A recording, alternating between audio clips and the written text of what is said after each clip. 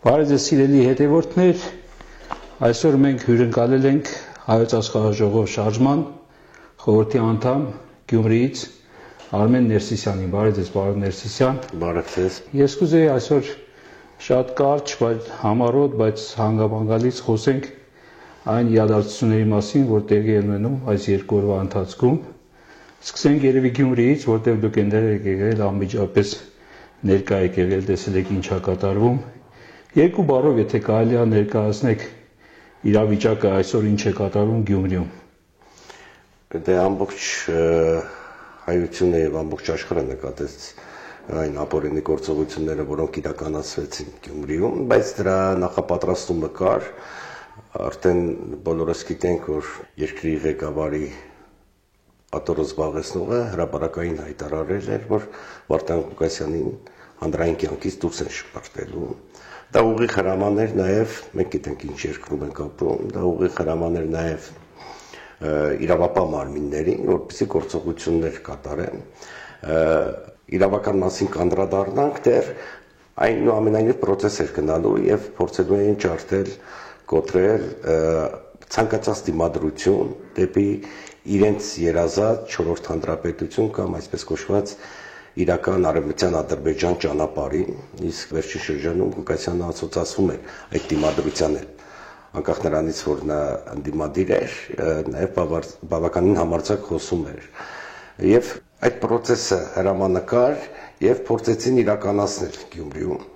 Ղուկասյանը արդեն հայտարարել էր, այստեղ պետք է հստակ շեշտենք, որ բոլորը իմանան, խնդիրը Վարդան Ղուկասյանի անձը չէ։ Անձերի մասին չի, անձերի մասին չէ, մենք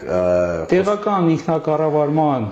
մարմինների ընտրված, տեղի ժողովրդի կողմից ընտրված, սիրումա չէ այդ ձեր ասած ղեկավարը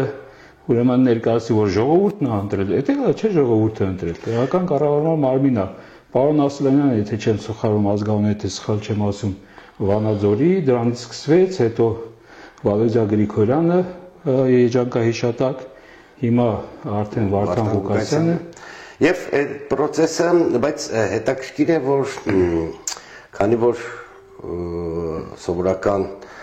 նման քաոսային իրավիճակում եւ ստեղծելը քաոսը եւ կառավարելը քաոսը ինքը պահանջում է որոշակի մեթոդաբանություն, ղեկավարն է սիրում այդ մեթոդաբանությունը եւ այսպես մասսայականություն ապահովել։ Մենք գիտենք Միքայել Սրբազանի բազմիցս այլ տարբերակով կարող են ձերբակալել, բայց այդ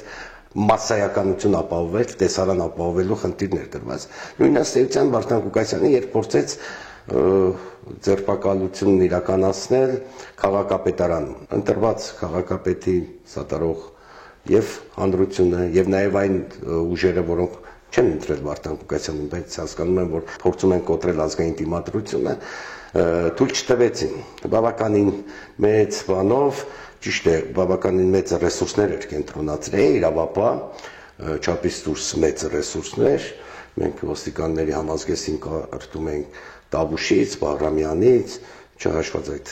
ամբողջ Հայաստանի Հանրապետություն, ինչպես միշտ, բայց չկարողացավ ժողովրդի կենտրոնական դռնով առևանգել Վարդան Ղուկասյանին եւ հետին մուտքերով են չգործող մուտքերից են տարել, այս էր խնդիրը, բայց սա ցույց տվեց, որ ցանկացած ռեպրեսիա բերելու է դիմադրության։ Երկու բաներ կար, հանգամանքել կար, բացի տեսարանից, նաև ժողովրդին ինչ-որ բաներով կերակրելու անհրաժեշտություն կա։ Սկզբնական շրջանում իրենք խոսում էին Ղուկասյանի ինչ-որ ելույթների մասին, բայց հետո հասկացան, որ այդ ելույթներով կարող է ձերբակալությունը այդ կերը չապահովել ամբողջին, անհրաժեշտ է, հետևաբար փորձեցին կաշառակերության թեման, փաստաբանը հստակ հայտարարեց, որ այդ ձայնագրությունները, որոնք այլ պաշտոնյայի կողմից եղել են, Ղուկասյանի պաշտոնավարման ընթացքում չի եղել, բացարձակ կապ չունի, այնպես որ ez абսուրդ է, բայց արդեն ազգային ժողովում հայտարարել են մեղավոր, անմեղության կանխավարկած իհարկե։ Բացարձակ ճիշտ է, դե բոլորը հասկանում են, որ սա իրավական կողմ չունի, սա քաղաքական է եւ իրավական կողմին չեն նայում։ Իրավական Հայաստանում այնպես չէ, որ իրավունքը եւ իրավական կողմը միշտ փայլել է, բայց այդ գերեզմանի կամ այսպես ասեմ վերջին ակորդը բոլորս գիտենք Միքայել Սրբազանի ապօրինի դատավճիռներ եւ ըստ էության ինչ ներ ունեցավ բոլոր դիմադրությունները կոտրում են։ Եթե Միքայել Սրբազանին զրոյականից ցածր իրավական հիմքով կարող են դատապարտել, ուրեմն ցանկացածին կարող են դատապարտել, կարող է կալանավորել, բայց ես միշտ այդ խոսքերի մեջ զգուշ եմ, բայց չեն կարող դատապարտել, որովհետև չեն կարող լրացնել դիմադրությունը։ Այսօր չեն կարող ասել, որտեղ բացահայտ Միքայել Սրբազանի գործը ես դատարանում ներկա եմ եղել, այդտեղ ոչ մի իրավական իրավունք չունեն ընդհանրապես այդ մարդը, ոչ միայն դատապարտել, այլ նույնիսկ ձերբակալել, այդպես որ զարմանալի չի, էլի այսօր ասել, որ չեն կարող, մի քիչ զավեշտալի է, փոքր այս բռնապետիկները, ինչպես տեսնում եք, չեն հանուրջում որևէ հեղինակություն։ Հիմա բառից բուն իմաստով իրենք Գյումրին, որը Հայաստանի հայրաքաղաք ենք ասում, երկրորդ մեծության քաղաքն է, այնտեղ գլխատել են, այսինքն հոգևոր առաջնորդին եւ աշխարհիկ առաջնորդին, որտեղ եւ նա ինչ որ հեղինակություն ունեն, չէ, ինչ որ հեղինակություն, ես թող չցածրացնեմ իրենց հեղինակությունը, նկատի ունեմ հոգևոր առաջնորդը իր հեղինակությունը ունի, աշխարհիկ առաջնորդը ընտրյալ ժողովրդի կողմից տեղական ինքնակառավարման մարմին ընտրված առաջնորդը իր հեղինակությունը ունի։ Իսկ բռնապետիկները որպես կանոն չեն հանդուրժում, որ բացի իրենցից որևէ մի ուրեմն հեղինակություն։ Նրանց համար բոլորը պետք է լինեն ինչպես իր խմբակի այդ անդամները պետք է լինեն խամաճիկներ, ծառայողներ, ուրիշ ոչի բան, ես այդտեղ ուրիշ բան չեմ տեսել։ Բայց խնդիրը սոսկ բռնապետիկի կամ ինչպես Միքայել Սրբազանն է ձևակերպում այդ պորենիների պարագլխի քմաճուկը չէ, այստեղ հստակ ծրագիր է իրականացվում Հայաստանում, սա պետք է հասկանանք, եւ թիրախը ոչ միայն ոչ այնքան անձերն են Ղուկասյանի եւ Միքայել Սրբազանի, մյուս Սրբազանների եւ մյուս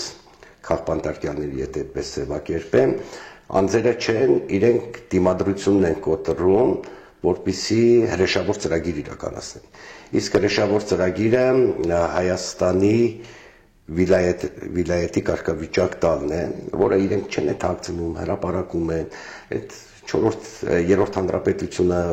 սպանել են, հիմա չորրորդ հանրապետությունն են հռչակում։ Եվ դիմադրության օջախներն են կոտրում։ Եվ մնացել է գլխավոր դիմադրության օջախը, որը իրենք աստիճանաբար գեներացրին, դա Մայրաքաղաքին է եւ Վեհապարը։ Միանշանակ։ Խնդիրը գլխավոր թիրախ է ասում։ Ոչ միայն իրենց, դե իրենք այդքան չկան, որ իրենք թիրախավոր են, իրենց տերերի գլխավոր թիրախը, որովհետև մենք գիտենք Վեհապարը իր ողջ նվիրապետական կարգով, Վեհապարի կարգավիճակը ողջ նվիրապետական կարգով, ինքը խտացնում է ամբողջ եւ հավատքը եւ ամբողջ հոգեվոր իմաստությունը այստեղ։ Իրենք նվիրապետական կարգն են թիրախավորել։ Վեհապարի անձը չէ, սա պետք է հասկանանք, եւ նրանք ովքեր այսպես անմտորեն կամ հաճոյանալու համար Վեհապարին ավազանի անունով են դիմում, պետք է հասկանան, որ անձի խնդիրը չէ։ Սա հայ առաքելական Սուրբ եկեղեցու Վեհապարի եւ նվիրապետական ողջ կարգի խնդիրն է։ Քանդում են սա։ Թիրախավորված կնում են սրան, իսկ Վեհապարը եւ առաքելական եկեղեցու դիմադրողականությունը կոտրելը անհրաժեշտ է նրա համար, որ անարգել լինի հայերին Հայաստանից զրկելու։ Գուցե հայերը ապրեն Հայաստանում, բայց հայկականությունը զրկելու այս ծրագիրն է։ Տեսեք, մի հատ կներեք ընդհատելու համար շատ կարևոր իրադարձություն, այսպես հպանցիկ գրեցին, ուրեմն Facebook-ում լրատվականները գրեցին անցանք առաջ, անցած շաբաթ, եթե չեմ սխալվում, Թուրքիայում օրենք ընդունեցին, որ այսուհետ Ադրբեջանի, Ղազախստանի, Կիրգիզստանի, Ուզբեկստանի եւ Թուրքմենիայի քաղաքացիները Թուրքիա այցելելուց չեն համարվելու որպես արտասահմանցի։ Բառից բուն իմաստով Թուրանի ծրագիրը սկսված է։ Այսինքն, ինչ է դուք, եթե նրանք արտասահմանցի չեն, ապա Թուրքիան նրանց համարում է իր քաղաքացիները։ Բառից բուն իմաստով հայտարարում է, որ այդ թվարկած երկրները արդեն դրանք մի երկիր են, դա Թուրքիան է։ Եվ այսպես հպանցիկ ասեցինք, անցանք այդ վտանգավորությունը դրա չենք զգում։ Մենք շատ ենք խոսել արդարապետությունից։ Հիմա արդարապետությունը իրենից ուրեմն ինչ է պահանջում արդարապետության համար արդարություն։ Եթե կա արդարություն, այդ ժողովրդավարություն եւ մնացած բոլոր, չգիտեմ, կոմունիզմ կլինի, կապիտալիզմ կլինի, այդ բոլոր գաղափարները հոդս են ցնտում, որտեղ արդարություն լինելու դեպքում մնացած բոլորը պետք չի։ Եվ ժողովրդավարություն կլինի, եւ ամեն ինչը կլինի իր տեղում։ Այսօր մեր երկրում բառից բուն իմաստով անարդարադատություն է։ Անարդարադատություն։ Կամ էլ իրենք եթե ասում են արդարադատություն, իրենք դրանով նկատի ունեն արդարներին դատել, տենց են ընկալում։ Ու իրենց բանը կրթության մակարդակը երևի այդքան է հասնում։ Այսօր արդարադատությունը բառից բուն իմաստով դուրս է գալիս արդարներին դատել։ Համաձայն եք այդ մտքին։ Իհարկե, դե պարզ է, որ արդարներին դատելը իրենց հիմնական քաղաքականությունն է եւ պատկերացումն է, որովհետեւ մենք գիտենք, որ այստեղ բախվում է ոչ թե նիկոլիզմի հետ է, նիկոլի կամ իրենց թիմի հետ է, այլ բախվում է նիկոլիզմի եւ այդ շերտի հետ է, իսկ շերտը ներկայացնում է հակահամակարգը։ Դուք շատ կարևոր թեմա շոշափեցիք արտարապետությունը դա պետականակարգության նոր մոդելի մասին ենք մենք խոսում, իմիջիայլոցային մոդելի, որը ըստ էության վաղն է լինելու։ Դա քաղաքակրթական ապագայի խնդիր է, բայց մենք խոսում ենք, ինչու ենք խոսում, որովհետև այն կեղծ արժեքները, որոնք հիմա գոյություն ունեն, ամբողջությամբ ցնդում են, քանդվում է բառից բուն իմաստով ներկա անարտար աշխարհը եւ գալու է արտար աշխարհը։ Եթե մենք չկարողանանք կառուցել այդ արտար աշխարհը, մենք մնալու ենք փլատակների տակ։ Միանշանակ համակարգը պետք է փոխվի։ Եթե նույն համակարգը պետք է լինի անձերը փոխվեն, մենք տեսնում ենք, որ այս համակարգը հոտել է, փտել է։ Եվ այս համակարգը եթե չփոխվի, ընդհանուր աշխարհում է այդ համակարգը փոխվելու, բայց մենք էլի վերջի տեղում չլինենք։ Եթե լինենք, եթե լինենք, բայց պատմությունը ցույց է տալիս, որ բարբերաբար մենք հայտնվում ենք վերջին տեղում, բայց նաև պետք է այդ առաքելության գիտակցումներ ունենանք, որ մենք նաև աշխարհին ենք տվել այդպիսի քաղաքակրթական ուղերձներ նորի։ Սկսենք Հայ-Կերպելի պատերազմից, իհարկե սա կհասկանան նրանք, ովքեր Հայ-Կերպելը առասպելի մակարդակով կամ Մեկյատի մակարդակով չեն հասկանում, քրիստոնեությունը որպես պետականակարգության ձև բերելու, այդ ճշմարտությունը բերելու հասարակական կյանք, այդ առաքելությունից սկսած եւ հիմա այդ ուղերձը եւ այդ ամբողջ համակարգի ճարտարապետումը հնարավոր է նաեւ Հայաստանում, որովհետեւ նորից եմ կրկնում նախախնամությունն է գուցե քանդում է բոլոր կեղծ արժեքները եւ եթե քաղաքական ժամանակակից տերմինաբանությամբ ներկայացնեմ շատ հստակ է սցենարը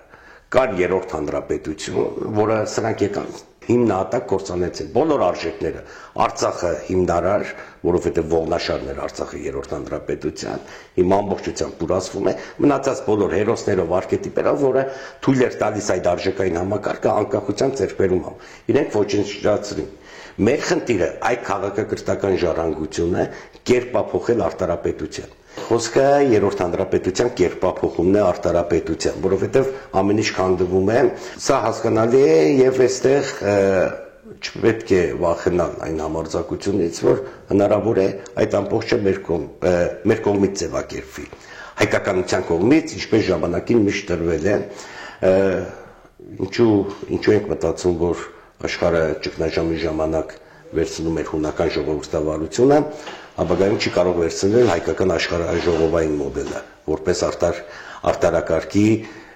բաղադրիչ։ Արտարապետություն ասելը մենք բազմիցս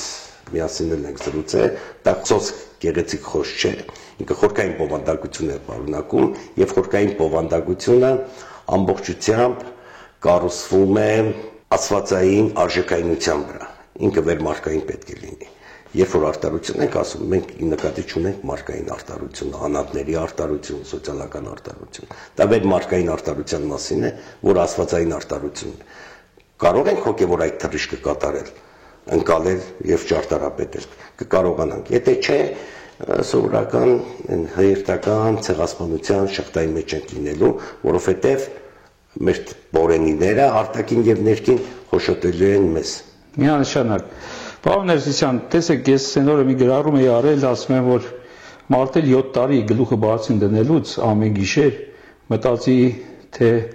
գիշերը ինչ նոր մի դավ են նյութելու մեր ազգի, մեր պետականության, մեր ինքնիշխանության, մեր երկրի գլխին։ Եվ այդպես է լինում է։ Ամեն օր մենք արթնանում ենք, առաջինը նայում ենք ուրեմն սոցցանցերը, տեսնենք էլ ինչ մի նոր դավ են նյութել եւ ինչ մի սարսափելի աղետ են բերում մեր երկրի, մեր ազգի գլխին, այս ուրեմն հողատու հերետիկոսները, ես այսպես եմ իրենց անվանում, եւ տեսեք, այսօր նույնպես բացառություն չէր, մենք արթնացանք եւ իմացանք, որ շատ տեղին եւ միգուցե ինչ որտեղ ուշացած կարգալուծության մասին Ստեփան ազգանը մոռացել եմ, աշխարհի կանոնով եմ արդեն դիմում, որտեղ նա կարգալուծված է եւ այդպես է քահանայի մասին։ Նախին Տեր Արամ քահանայի մասին է եւ անմիջապես հետևեց դրան գլխավոր հերետիկոսի հայտարարությունը, որ տեսեք կարգալուծված հերիք չի, որ գնացել են եւ այլ եկեղեցու կաթողիկ եկեղեցուց հաղորդություն են ընդունել եւ այլն, հիմա էլ դիմում է հայ առաքելական եկեղեցու հետևորդներին, որ գնան կարգալուծ եղած քահանայի պատարագին մասնակցելու եւ ինքն էլ անձամբ գնալու է այդ պատարագին մասնակցելու եւ այդ նախկին քահանան էլ հայտարարում է, որ ինքը դուրս չի գալու, այսինքն այդ նույն նիկոլիզմը արդեն հասավ այդտեղ, որ այն որ ասում էր կամ ես եմ լինելու կամ չի լինելու, չէ, հիմա այդ նախկին քահանան հայտարարում է կամ ես պիտի լինեմ այս եկեղեցու քահանան կամ չի, այսինքն օրենք ընդհանուր կանոնադրություն ոչ բան չկա, ինքն է որոշում, ինքը որոշել է այդպես եւ կարծես թե երկրի ղեկավարի աթոռը զբաղեցնող ազնել հատուկ դրթում է եղբայրասպանության ինչ որ մի տենց կազմակերպված հոտ է գալիս սրանից հատուկ այնպես են անում որ երկու բանակի բաժանեն, հա, հիմա էլ արդեն հավատացյալ ժողովրդին, որովհետեւ ինչպես միշտ երկու բանակը հանեն իրար դեմ։ Չեք կարծում որ այստեղ մեծ վտանգ է իր մեջ բանակում, երբ որ կա պետություն, ասենք ինքը նույնը կլիներ, եթե ինքը այսօր որևէ նախարարի գործից հանի եւ կաթողիկոսը ասի դու չես կարող նախարարին հանես, նախարարին էլ ասի դուրս չգաս, ես գալու եմ քո մոտ բանի ինչա, ասենք օրենք պետք է ընդունենք քո նախարարությունում եւ այլն եւ այլն։ Դες բան կա հնարավոր է։ Դու քաղաքական եւ իրավական իմաստով շատ տիպուկ նկարագրեցիք իրավիճակը։ Բայց նաեւ կա հոգեվոր կողմը, որը բոլորը փորձում են մոռանալ։ Ինչ է նշանակում կարգալուծ եղած քահանայի պատարագ։ Սա պետք է հասկանալ։ Քահանան օծվում է եկեղեցում եւ կարգալույց է լինում զանցանքի համար։ Հետևաբար նրա մատուցած պատարագը եւ նրա մատուցած կարգերը, ծիսակարգերը իրենք առոչիչ են, գոնե հոգեվոր իմաստով, Աստծո հետ հաղորդակցման իմաստով պետք է հասկանանք, որ առոչիչ են։ Եվ հիմա ինձ մոտ հարց է առաջանում. առաքելական եկեղեցու, որ հետևորդն է գնալու։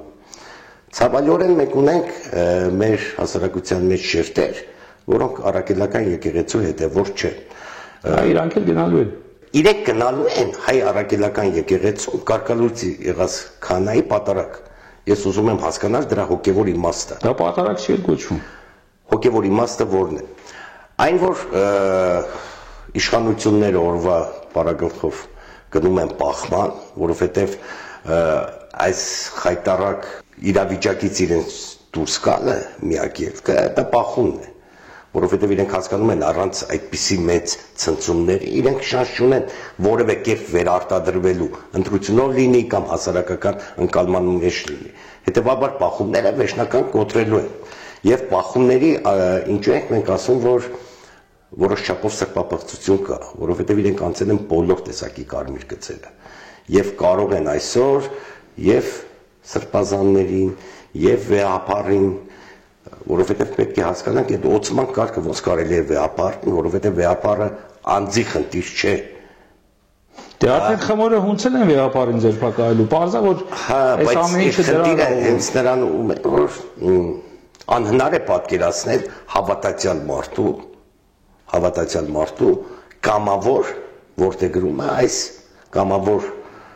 ընդունում է այս հակահամակարգի կամ մենք հաճախ ձևակերպում ենք սատանայական համակարգի։ Մարդիկ կամավոր հիմա փորձում են իրենց նույնականացնել հաճոյանալու համար, մոլորված լինելու համար, հրահանգով, դա էլ կապացուցի, երբ որ իրամ չեն լինի, այ ինքը մարդկանց դատումա չէ, որ հրահանգով ուղարկել են իբրև թե ուրեմն ցույցերի եւ այլն։ Միջանոց այդ մասին ասեմ, եթե դու գնում ես հոգեվորական դառնալու, դու բարձր չէ որ կամավոր ես դա անում եւ հասկանում ես որ դու մի ինստիտուտի ծառայող ես դառնում, Աստծո բանակի անդամ ես դառնում, որտեղ շատ ավելի խիստ ուրեմն օրենքներ եւ ամեն ինչ կա եւ կանոնադրություն, քան թե ասել սովորական բանակում։ Եվ կա այդ վերադասի, այդ ամբողջ համակարգը գործում է այնտեղ։ Եվ եթե դու ընդունելով դա գնում ես, դու պետք է ոչ ինչա նշանակում, քեզ ուղարկում են այս իշտեղը ծառայելու, դու ասում ես ինձ հարմար չի ընտանեկան։ Հարմար չի, դուրս արի այդ համակարգից, չես ուզում ծառայել եկեղեցուն, չես ուզում ծառայել Աստծուն, դուրս արի, դու քո գնահատելի պատարակներին մասնակցի, անպայման չի, որ դու հոգևորական որպես մասնակցես, եթե իրոք հավատացյալ մարդ ես, գնա շարունակի մասնակցել։ Եթե դու հրաժարվում ես օրենքը կատարել, եւ եթե ժամանակի նույն հոգևորականները գնում էին եւ մասնակցում էին 18 թվականի ցույցերին, եւ միշտ են մասնակցել, եւ ես գիտեմ, որ հիմնականում ուղարկվել են հոգևորականներ, այո, եղել է եւ հրահանգով, որպեսզի գնան որպես ծառայություն ազգին եւ ժողովրդին եւ հավատացյալ հոտին, որպեսզի թույլ չտան բախումներ։ Քիչ թե շատ ժամանակին այդ տուն պահող ոստիկանները, հա, որ ասում են տուն ենք պահում, ինչ անենք, հոգևորականին տեսնելուց այսօր արդեն չէ, բայց ժամանակին հոգևորականին որ տեսնում էին, կանգնում էին ժողովրդի եւ ոստիկանության արանքում, մի տեսակ զսպվածություն էին ցուցաբերում։ Այսօր դա էլ չկա իհարկե, բայց ինչ է նշանակում ինձ ուղարկել են, այո, եւ կարող է քեզ ուղարկել, որպեսզի գնաս այդ ծառայությունը մատուցես, թույլ չտաս բախումներ լինի։ Դա ընկալել որպես ինչ-որ քաղաքական քայլ եւ այլն, դա ուղղակի абսուրդի ժանրից է։ Պետք է չէ խորանալ, իրենք նույնիսկ ճանկի չեն թափում, ինչ-որ արտարացումներ գտնել։ Իրենք այնքան ցինիկաբար լկտիաբար են անում, որ նույնիսկ արտարացումների մեջ չէ։ Եթե մենք նախկին քահանայի այդ խոսքերի մեջ փորձենք խորանալ, դա абսուրդի ժանրից է։ Ուղղակի հատվածաբար իշխանական լրատվամիջոցները կրկնում են, որպեսզի ինչ-որ պատրանք ստեղծեն։ Բայց խնդիրը հետևյալում է, եթե հավատացյալ ու հավատքով է գնացել ընդունվել ծառայության, ինքը պետք է հասկանա, որ այդ ենթակարգության մեջ է ինքը տեսնելու իր ազատությունը, որովհետև այդ ենթակարգությամբ է ինքը ծառայում Աստծուն։ Այդ թեմաների չխորանանք, կանք 26-ի իրողությանը եւ այստեղ հստակ հայ հավատացյալին հստակ հայտարարված է բաց տեքստով պատերազմ ձևակերպենք, ուղերձ ձևակերպենք եւ ինչ ձևակերպենք։ Ինչ պետք է անի իրական հավատացյալը, պարոն Ներսիսը։ Ինքը հետևելու է հայ առաքելական եկեղեցու կարգին եւ լինելու է օանավանքում, որպեսզի իր իրական քահանայի պատարակը կարողանա լսել։ Այսինքն ինքը այդ պահանջն է ձևավորել։ Եթե կաթողիկոսը քահանա նշանակի, օրինական քահանա նշանակի հոնանավանքում,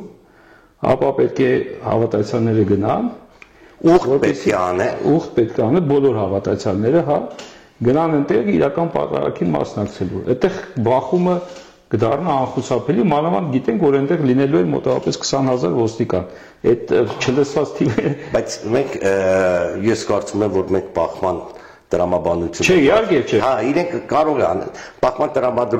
տրամաբանությունը պետք է թողնել։ Ինչ են անելու, face control են դնելու, տեսնեն ոնց է բարերում, որ թողում են, չեն թողում։ Եթե դու նիկոլիզմի հետևորդ ես անցի, եթե դու իրական հավատացես, չէ, բայց մենք հիմա անկեղծ ասած նույնիսկ այս ամբողջ բանի մեջ ես չի կարող մտածել, որ կարող ենք այսպիսի անարժեքության մասին խոսել։ Ինչի մասին ենք խոսում, իրոք абսուրդ է, բայց պետք է բոլորս հասկանանք, որ պատարակին օանավանքում հետագայում այն գործողությունները, որը պլանավորել ու հասկանում ենք, որ պլանավորել է Էջմիածնում, դրանք մեր հոգևոր ռազմաճակատի վերջին գծերն են։ Եթե մենք զիջում ենք այդ ռազմաճակատի գծերը, հոգևոր ռազմաճակատը, ապա մեզ է կան համարել Թուրքիայի քաղաքացի։ Ուղղակի կարող ենք մենք մեզ այլևս մարդ չհամարել, աստվածային մարդ չհամարել։ Թերևս այս է ուղերձը, որ ամեն մարդ այդ ամբողջը իր ներքնաշխարհով պետք է հասկացնի։ Կան մոլորյալներ, թող աղոթեն կգտնեն ճշմարտությունը, որովհետև աղոթքով հնարավոր է գտնել, բայց ամեն մարդ անցկացնի եւ հասկանա ինքը բարոյական այդ գծերը, որ կարմիր գծերը, որ անընդհատ հատում է, ուր է հասնելու։ Եվ հստակ որոշի, որ ճամբարում է, աստվածային առարչական ճամբարում է, թե հագարշ։ Տեսեք, քաղաքական թիմերը, չէ, այսպես հայտարարություն են անում մեկը մյուսի հետևից, որ իրենք կանգնելու են եկեղեցու պաշտպանությանը։ Հիմա ինչ են անելու քաղաքական թիմերը, ասենք, նույն իրենց ուրեմն պետք եղած դեպքում հավաքում են բավականաչափ ուրեմն ժողովուրդ, իսկ այսօր մենք խոսում ենք, եթե խոսում ենք հավատացյալ մեր հայ ազգի քրիստոնյաների մասին, ապա այդքան ժողովուրդ ոչ մեկ չի կարող հավաքել։ Այ եթե քաղաքական թիմերն էլ իրոք իրենց դերը կատարեն եւ հայտարարեն, որ իրենց հավատացյալ հետևորդներին ուրեմն առաջարկում են, որ գնան մասնակցեն իրական այդ պատարագին, ինչա լինելու։ Ես ինչ է մեզ հարցը տալիս, ինքս էլ ինձ է մեզ հարցը տալիս։ Ես չեմ ուզում, որ եղբայրս սպանությունը բախումներ լինի եւ այլն, ես դրան դեմ եմ։ Ես դեմ եմ, որ բախումներ լինի, որտեղ օգտվելու են այդ այսպես ասած ներին ծառայողները, այնտեղ ձեր ասածի նման լիքը մոլորյալներ կան։ Հարկադրվածներ կլինեն։ Գա ժամանակ այդ ամեն ինչը կապացվի, ոնց են ստիպել եւ ոստիկաններին։ Դա իմ կարծիքն է, ես իմ կարծիքն եմ հայտնում։ Փաստեր կլինի, բոլորն էլ պետքա պատասխան տան դրա համար։ Ինչպես են ոստիկաններին ասում, ձեր համապան հարազատները պետք է գան երևի ամսի 26-ին, ինչպես է քաղաքական այդ թիմիկին ասում, որ բոլորին ուղարկեք ձեր մամաներին, մորքուներին եւ ամեն ինչին։ Պարզա չէ, որ այդ ցուցումները գնում է։ Պետքա լոգիկայով մտածել, ու պետք չի նույն պատրանքներին, որ չէ, իրանք այսպես սուրբ են, մի հատ էլ գնացին կաթողիկ եկեղեցից բան ընդունեցին, դարձան կարող է իրանց էլ վաղը միշտ սրբադասեն այնտեղ, հա։ Ասածս ինչ է, պարոն Ներսիսյան, մենք հիմա նույնիսկ քաոսի մեջ ենք հայտնվել։ Եվ ես դիմում եմ քաղաքական թիմերին, իրենք ինչ են անում, չէ՞ որ իրենք ինչ-որ ստրատեգիա պետք է մշակած լինի, չէ՞, ոնց են պաշտպանելու եկեղեցուն։ Հենց այստեղ պետք է երևա եկեղեցու պաշտպանությունը։ Ես ձեր մտահոգությունը հասկացա, կիսում եմ ամբողջովին, որովհետև քաղաքական թիմերը քաղաքական թիմ կոչվելու Պարագան միայն չպետք է տեսնեն ընդրություններին մասնակցելու, չմասնակցելու տրամաբանության մեջ։ Հիմիկվանից դիրքավորվենք, որպեսզի քաղաքական թիմ լինենք եւ այլն։ Սա իրոք պատերազմ է եւ ազգային պատերազմ է։ Յուրաքանչյուրը իր դիրքորոշումը պետք է արտահայտի։ Նաեւ այս պատերազմում ես համաձայն եմ ձեզ հետ։ Քաոսը իրոք գալիս է քաոսի այնպիսի ընկալում, որ երբեմն կարող է եւ հուսահատվես։ Բայց հայ քրիստոնյան երբեք չի հուսահատվում, որովհետեւ մեր թիկունքին ասված է Առաջ Աստված ունեն։ Ուրեմն առաջ Աստված։ Ես էլ կաղոթեմ, որպեսզի Աստված մեզ այնքան ուրեմն իմաստություն տա, որ մենք գտնենք լուծումը։ Իրոք վախենալու է այդ լուծումը այսօր չկա, եւ իրոք հույս ունեմ, որ Աստված մեզ կտա այդ իմաստությունը, որպեսզի կարողանանք այս իրավիճակից դուրս գալ առանց ուրեմն եղբայրական ինչ որ գզվրտոցների, բախումների եւ այլի, որտեղ ինչպես դուք ասացիք, այնտեղ կան շատ մոլորյալներ, կան մարդիկ, որ այսպես ասած տուն պահելու համար իրենց ասած, դա իրենց մեղքը չի թեթևացնում, իհարկե տուն պահելը դարձել է այսօր երևի աշխարհի երեսին, եթե համատենք մարդկանց քանակը ապրողների այդ երկրում եւ ոստիկանության զորքերն եւ այլն, երևի մենք առաջի տեղն ենք գրավելու, Չինաստանից էլ անցած կնենք, մնացածից էլ եւ այդ հույս ունեմ, որ նրանց էլ Աստված կտա այդ իմաստությունը, որպեսզի նույնիսկ տուն պահելու պարագայով ձեր ասած սատանայական ծեսերին եւ այլն չմասնակցեն։ Դա ասված եւ այստեղ հիմնական ուղերձը հետեւյալում է։ Մենք պետք է դառնանք դեպի Աստված ազգովի։ Սա պետք է գիտակցենք։ Երբ որ դառնանք դեպի ապաշխարենք բոլորս մեր մեղքերի համար։ Գիտակցենք, ապաշխարենք եւ հատուցենք, իսկ հատուցման արդյունքը պետք է լինի արտարապետության կառուցումը։ Երբ որ մենք դառնանք, Աստված ազգովի դուրս կբերի մեզ այս վիճակից։ Ես նաեւ իհարկե սպասում եմ մեր եկեղեցու ուրեմն ցուցումներին։ Ես հավատացած եմ նրանք հիմա նստած բոլոր հոգեվորականները աղոթում են, որպեսզի այս իրավիճակից ամենաճիշտ լուծումը գտնվի, բայց ես որպես հավատացյալ նույնպես սպասում եմ եկեղեցու ցուցումներին, որտեղ ես միգուցե սխալվում եմ եւ իմ մտքերում, եւ իմ ցանկություններում, եւ ես ունեմ այսօր կարիքը, որպեսզի եկեղեցին մեզ ցուցում տա ինչպես անել, ինչ անելը, այդ գիրքը որ գրել եք դուք եւ մեր Էդգար Մակարյանը, այդ ինչ անելը իրոք այսօր դարձել է ամենաարդեական հարցը։ Ինչ անելու բանը ասված այդ իմաստությունը դա աղոթենք Աստծուն եւ առաջ Աստված։ Առաջ Աստված։ Շնորհակալ եմ սիրելի հետևորդներ, մեր հյուրն էր Աշխարհաժողով շարժման խորհրդի անդամ Արմեն Ներսիսյանը Գյումրիից։ Կհանդիպենք շուտով։